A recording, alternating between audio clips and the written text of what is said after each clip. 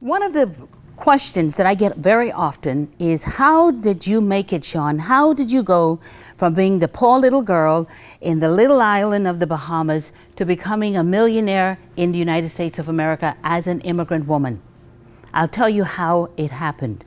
It happened because I made several decisions. I decided that principles mattered more than my faith in God. I decided that principles were more important than anything that anyone can tell me.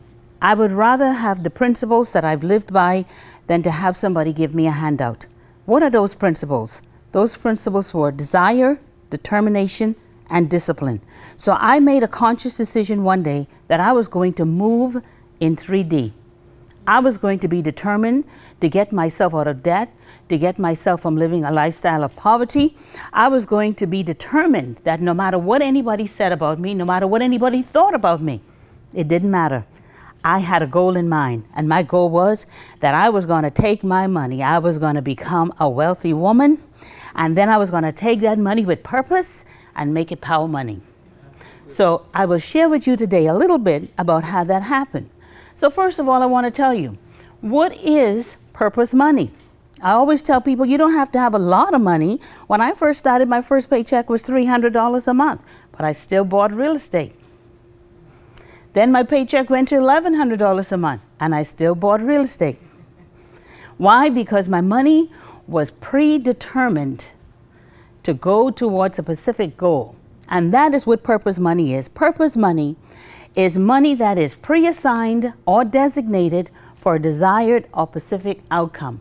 But what does that require from you as a person? It requires that you have to learn delayed gratification.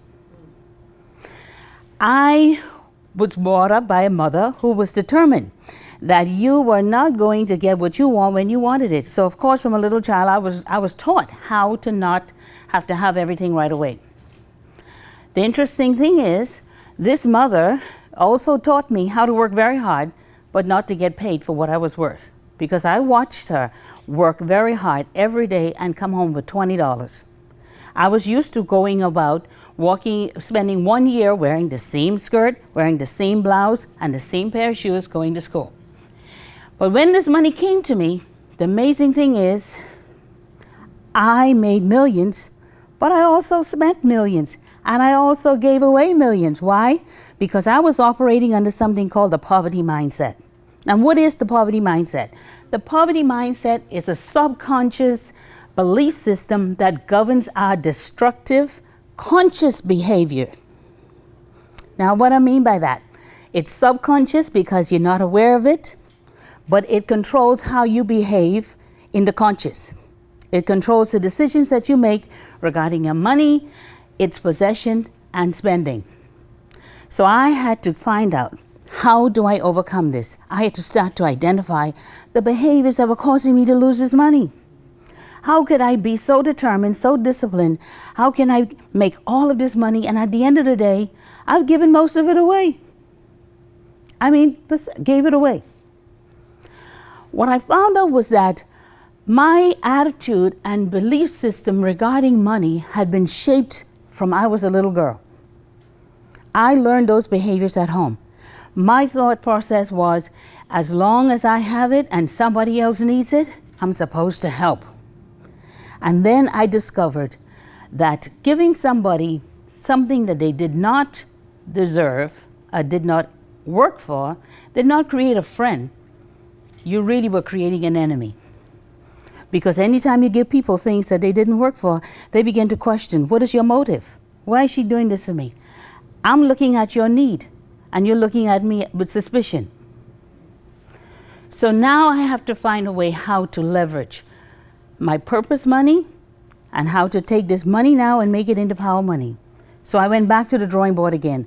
I examined myself, my behaviors, my subconscious belief system, what was going on. Yes, I was taught to give away the money. And then something happened dramatically. I learned to say no. I learned to say no. It was one of the hardest things I had to do. I would stand in my house, in my bathroom, look in the mirror, look myself straight in the eyes, and I could not say no, no matter what people asked me. And then I learned to form the words, no. And I got my power back. I got my power back. And so now, every time, over the years, I've had to build the wealth back.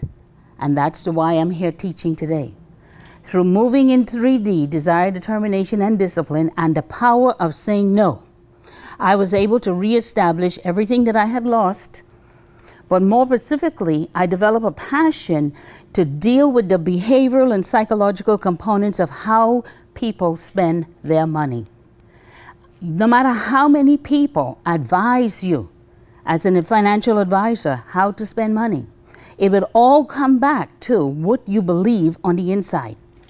No matter how much money you save, there's always going to be someone who knows how to pull that one emotional cord that will cause you to give it away. Unless you deal with what's on inside of you, unless you deal with your own insecurities, unless you deal with your own issues of how your financial life was shaped, mostly by people who don't really know how to spend money. And so here it is. I began this journey of sharing my story of the things that I went through. The little girl that came to the United States with a work permit to work at Mount Sinai Medical Center as a registered nurse, one suitcase, $300 in cash, and over the past 20 plus years was able to build a financial portfolio that is quite sizable. And now I want to teach others how to do the same thing by giving you your power back over the money that you earn, the money that is yours. And this is a message that is not just for the person who is trying to make money. There are many people who have money, but you can tell that they're still very poor in their minds because they either hoard the money or they actually overcompensate. They buy too many things. And I can go into the behavior of the poverty mindset. And a lot of times when I'm walking around, I'm watching people and I can see, oh wow, they really need help.